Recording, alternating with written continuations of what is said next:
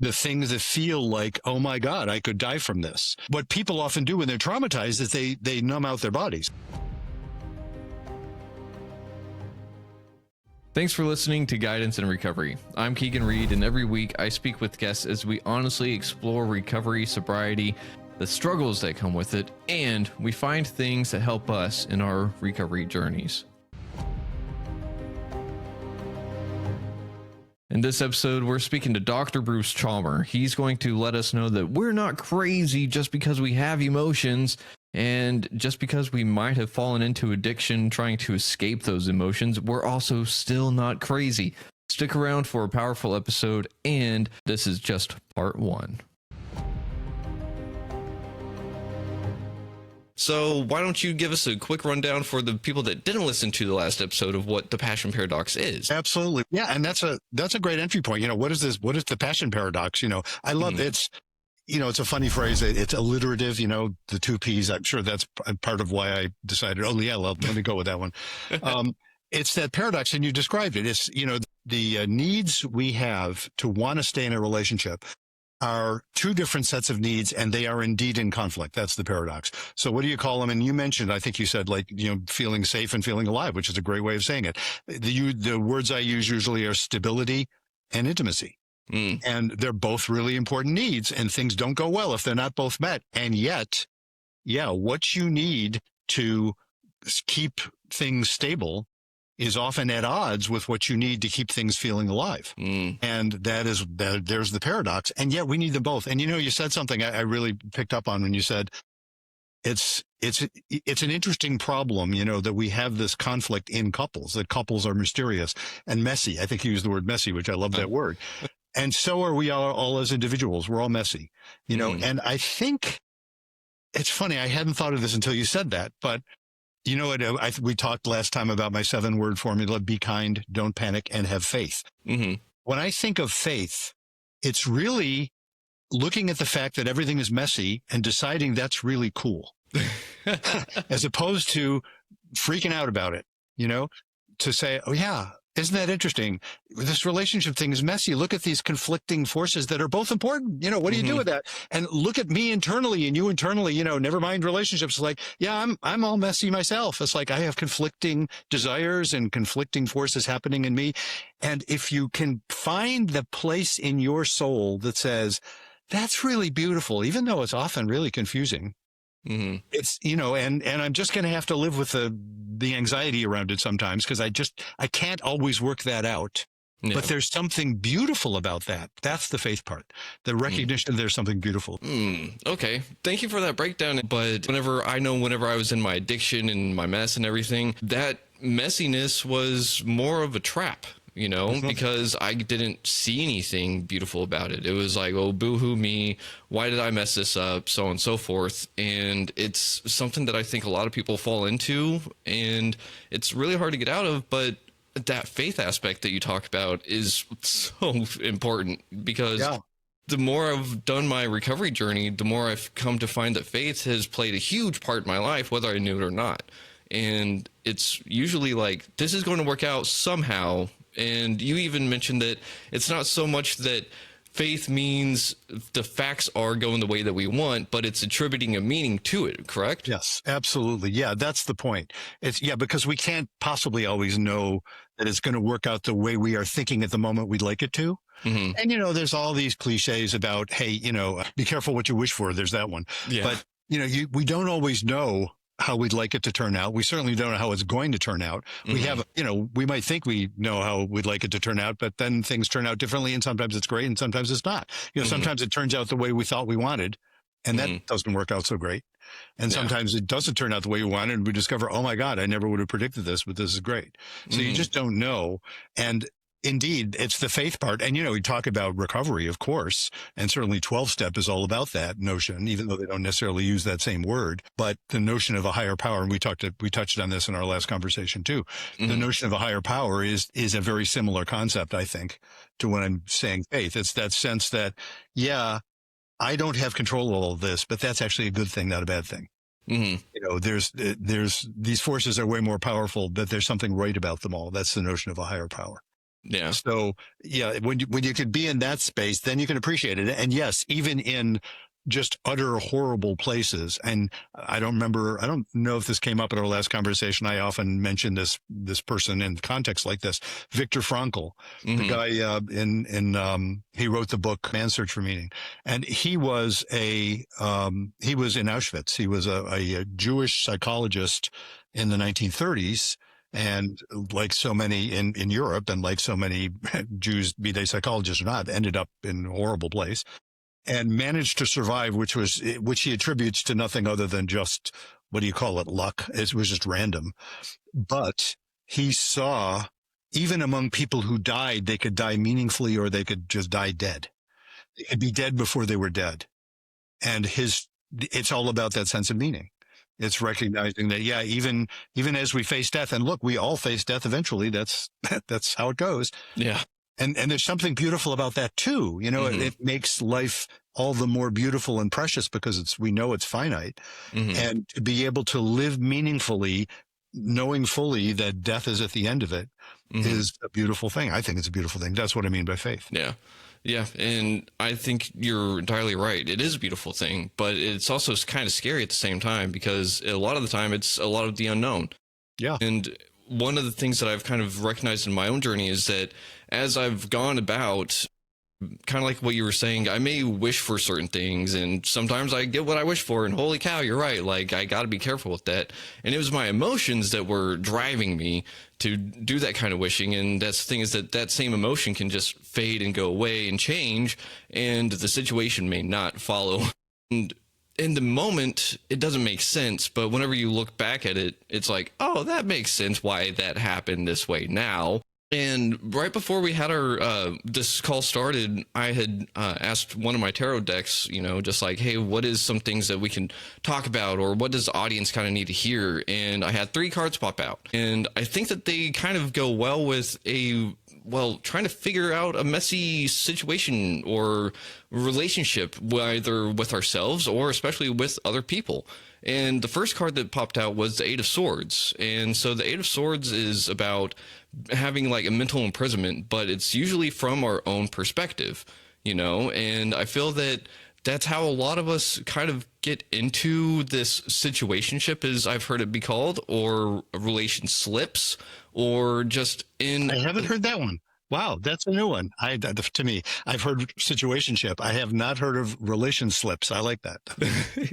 I can't take credit for that. That was Command Sergeant Major over at Nehemiah. So whenever it comes to like the 8 of Swords energy, it's about having this self-imprisonment, and how do you think that we end up in this kind of imprisonment with ourselves or with other people in relationships or relation slips? Yeah, great question. And it's such an interesting way of framing it. I hadn't thought of it. I mentioned before you started recording, I know virtually nothing about tarot other than that you described it's a spiritual practice, which I certainly, I know lots of people are into that. I just don't happen to know much about it. But that's such an interesting way of framing it, that we create in some ways our own traps, and through what we could say is lack of faith. And it isn't, and it's utterly understandable. I think it's so human, because, and maybe I'm getting like too highfalutin here, philosophical, but what the hell, we'll go for it. Yeah. It's the whole life and death business. It's like, damn it, because we are evolved. And totally makes sense that we are not supposed to like death. If we were okay with death, we wouldn't live so long. So, right? I mean, obviously. So as a species, and it's pretty much true of any species, we try to avoid it at least until you can reproduce. That's the way natural selection works. So of course we don't like things that scare the living shit out of us. The things that feel like, oh my God, I could die from this. We're going to try and avoid that. That's what fear and panic are all about. They are necessary capabilities. It's funny to call, panic a capability, but it is, you need it. If you're under attack, that's our brains and bodies do all the stuff necessary to take care of us if we are literally under attack, some animal or person or whatever is attacking us. So that phenomenon is a necessary capability, but look what it does. You can't think clearly And fear itself, of course, is by design of evolution, if that's not a contradiction in terms, and I don't think it is. Yeah, the way we've evolved, it's that it's really unpleasant. It's supposed to be unpleasant. Panic is supposed to be unpleasant because that says, I want to avoid this feeling. But we find ways of avoiding the feeling. Folks who are involved in the recovery world will certainly recognize this concept very well, that people get into substances for good reasons. Usually it's rarely because they're nuts. Yeah. In fact, I don't think it's ever because they're nuts. Even people who have like serious mental illness or whatever are using it to dampen down incredibly painful emotions. So it's not a crazy thing to get into, but it's a way of avoiding that fear. Avoiding fear is a totally natural thing to do, but it has that nasty side effect of having us then feel trapped. If the only ways out, potential ways out, seems scarier than where we are, we feel. Ooh. And that's, lots of couples coming to me are in that sort of predicament. They know things feel bad. They're afraid in various ways, among other things, afraid often of losing the relationship. And yet they know things feel bad. And the ways out, among the ways out, of course, is to end the relationship. But that's even scarier for many people, I totally understandably. Yeah. It's not what they want. And they have no idea that doing that, it wouldn't necessarily make things better. So that feeling of being trapped is really a painful one. And, what gets you out of that is faith, except that it's a circular definition. Because what do I mean by faith? Oh, faith is that which gets you out of that. Well, what gets you out of that? Well, it's faith. I mean, it's like you look it up in the dictionary. Faith, see that which gets you out of it. You look up that which gets you out of it. See faith. It gets you nowhere. But it's just a description of that sense of somehow recognizing that there's some way of believing that if you try something different you haven't tried, that maybe it'll help and it's worth a try. That's what lets you open up your mind to other possibilities. Yeah. And I mean, that's such a good way to look at it, because that faith aspect again is powerful, because it is a way of saying like, hey, we may not know what is on the other side of that door, but I think it begs the question of, well, what if it is better than your current situation? And I think that can give a spark of courage and hope, and maybe even embolden someone to take that scary step, Yeah. And even if it doesn't, it sometimes can have the effect of someone saying, well, I think I have a sense that could be better in some ways, but then, they can look at their current situation feeling less trapped. More as a choice. So you know what? I can actually choose this and choose to be okay with it. And I'm not saying everybody can do that all the time, but often people can in ways that might surprise them. And it's transformative, because when you get two people doing this sort of thing, either one of them changes their attitude and the whole system has changed. And so you never know where that goes. Sometimes it goes that they come alive again. And that's lovely when that happens. Sometimes it doesn't go that way. It means they figure out, well, okay, we're not right for each other, which is painful, but at least it gets them unstuck. Yeah. Yeah. And I love that you actually brought up the next card that was in sequence that I pulled, because it is the Emperor card, and the Emperor card is all about like self-regulation and being controlled of your own self and being able to set those boundaries. And that's a really scary thing to do whenever you're in relationships, either setting them or trying to respect your boundaries or respect your partner's boundaries if you're one of those people that didn't really know how to do that in the first place. Yes, indeed. That is, it's a lovely paradox. And, I mentioned the passion paradox. I just love the notion of a good paradox, because it just puts you in your face. It's the whole life and death thing. It's like, well, we're supposed to be happy, even though we're supposed to be sad about dying, but we're also supposed to accept it. All of that's true. Well, there's a paradox in that, in the very sense that if you can get to that place of being grounded and respect to your own dignity, you don't know how that's going to turn out in a relationship. It's relationships are all about simultaneously wanting to fuse with someone and also, really importantly, maintaining your individual integrity. And often simultaneously, which sounds like it's impossible, but sex is about that. I think sex is totally about that. To have sex when people aren't maintaining their individual sex even though ecstatic sex is this fusion, but it's not just the fusion between the two people. It's this fusion with the whole universe, like the tantric people talk about. You have to maintain for that. I've always loved another paradox that for that to be really, deeply more than satisfying, sort of deeply generative for people, you have to be simultaneously selfish and generous. It's like for people, and again, it's not just about in the sexual domain, it's in the relationship domain generally. To be in a relationship with someone who doesn't want anything themselves is often really unsatisfying. It just doesn't work. People try and make it work, but it doesn't work. You have to have someone who wants what they want, and you may or may not always be able to provide it. And it may be in conflict with what you want. But there's something about that friction that is part of the erotic charge.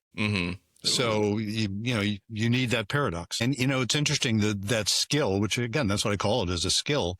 What it involves is, radical respect for yourself and radical respect for the other, both. So that you can end up asserting what you need or don't need or don't want or whatever it might be. With respect for the other person's integrity as well and their dignity as well, but you can still be clear. But as you say, that can be really scary, especially if you're not sure that's an okay thing to do in a relationship. If you're sort of fighting with yourself about it, or if you're feeling like the relationship is very shaky and you're worried if you rock the boat too much, you might lose something really precious to you. That's a scary thing to do. Yeah. So how could someone use their body as a compass of sorts, because our bodies like to tell us what is maybe right or what is wrong. And like you said before with panic, it's one of those things like, last conversation, you said that whenever we survive a situation, it makes us scared of it, Yeah, but of course. Better, right? that's how you survive a saber-toothed tiger more than once. If you survived it once, you better be afraid next time so that you'll run like crazy out of the way. Yeah. So how can we use our body in that sense of like, hey, I survived this, but it's not going to kill me, so I need to actually face this kind of thing? It's a great question. One of the things I've loved pointing out is, and I'm not a evolutionary scientist by any means, but in my high school understanding of evolution, evolution is often fairly efficient in the sense that it will build on earlier structures that already exist. So even the reptiles have structures of getting into a panic. They tend to freeze more than run, but they have that structure too, the ability to recognize something that is dangerous or has been dangerous and do something out of the ordinary, like freeze, or other animals, maybe it's run. If they're prey animals, they tend to run. So all of those things we have structures for those based on earlier forms of evolution. And then we grew these neocortices on top of all that, which gives us the capacity to think ahead and plan and tell stories and, narratives and all that stuff. But it builds on the same fear system, so that now, on the one hand, if you're being attacked by, the proverbial saber-toothed tiger, yes, you're going to feel panic. On the other hand, now we've got it so that if your partner says something vaguely unhappy to you, you can go into the same panic. It's based on the same physiological structures. So fortunately, that's not all we've got, because those neocortices can modify that. But those panic structures are still there. And so it can feel almost like you're in danger for your life if your partner's pissed at you. And that, of course, doesn't do wonders for a relationship. So in response to your question, what can you do about that? How can you, what can you hear or feel in your body? And, that's an important thing all by itself. Before I started specializing in couples, I did a lot of work with individuals, and that included a lot of work with trauma survivors. So I'm trained in EMDR, which is a technique for treating trauma. I'm trained in clinical hypnosis. And I would do that with folks in hopes of helping them, and it often did. Those are pretty effective techniques when they work. So what people often do when they're traumatized is they numb out their bodies. Again, substance abuse being a great way of doing that. Lots of people, when they're subjected to abuse, especially young, learn to dissociate from their bodies. They just don't feel anything. And so they don't get those signals that will tell them this is a situation. Do you know? And again, lots of folks, especially people who had been traumatized, especially early, they would be able to simply not know how badly they're being treated. They might know it sort of cognitively, but they just didn't feel it much because they learned to dissociate from their feelings. And sometimes it would be really interesting because these would be often, they would be people who would, as far as they knew, were okay, but would suddenly break down. You know, everything's fine, and all of a sudden they're shitting their pants. Or everything is fine, but all of a sudden they're having a massive panic attack out of nowhere. I remember a woman I worked with many years ago who was a college instructor, and everything was fine until her youngest child graduated from high school, and then she broke down. And you should know why. I mean, everything seemed fine. You know, all the externals were fine. Her relationship with her husband was fine, and the kids seemed to be fine. What happened was she was processing trauma from when she was a kid. She had a very abusive father that she had more or less blocked out. I mean, she knew about it. It's not like she'd forgotten about it, but she just blocked it out until it was safe enough to kind of break down for a bit. And I would see that fairly frequently. So all of that by way of saying, yeah, to get in touch with your body is often a really important part of healing. That's why practices like yoga or other kinds of body, embodied practices are really good for people if they can tolerate it. Good for people who are experiencing that kind of dissociation.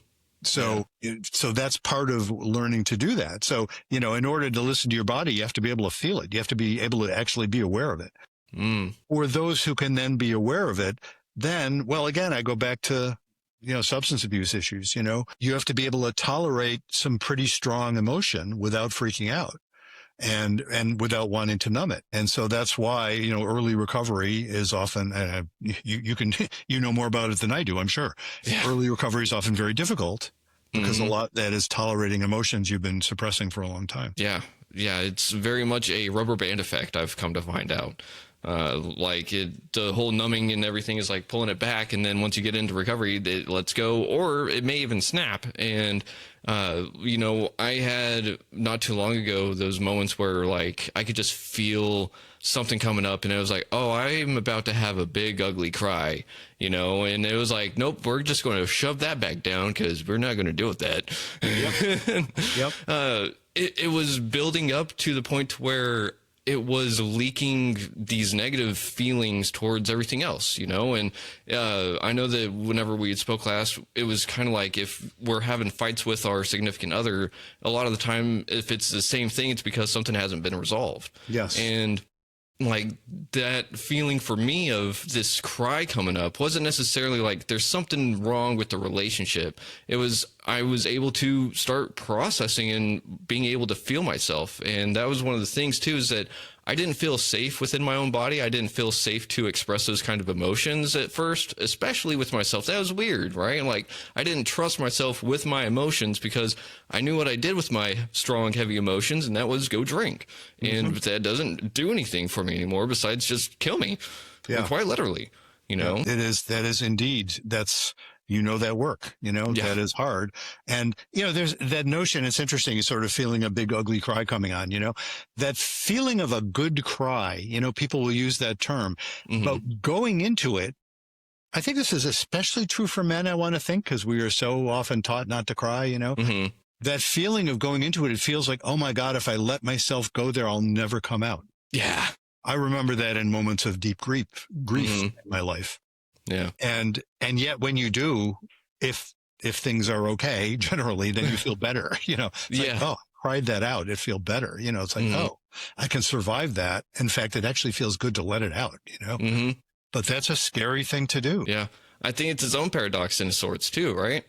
It is, isn't it? And, where the hell did crying come from? I don't know that other animals do it like we do. Now, again, here's my lack of expertise about being I'm not an expert on other animals, but I don't think they do it like we do. I mean, animals certainly cry. We all see, we've seen animals, dogs and primates, I think do too. But I don't think they have big ugly cries like we do they? I don't know if they have it to where they can bottle it up and then next thing you know, they're just breaking down because from my understanding, animals sit there and they'll shake stuff out, whenever they get done with a scary situation, they'll get rid of that extra energy. And we tend to kind of hold it in, saying like, that was good. I'll need that for later for some reason. Yeah. Yeah. Yeah, we do. And it's, and all of these things have their adaptive value. Yeah, I think about, I mentioned working with people who are traumatized. I had a subset of people I worked with who were first responders.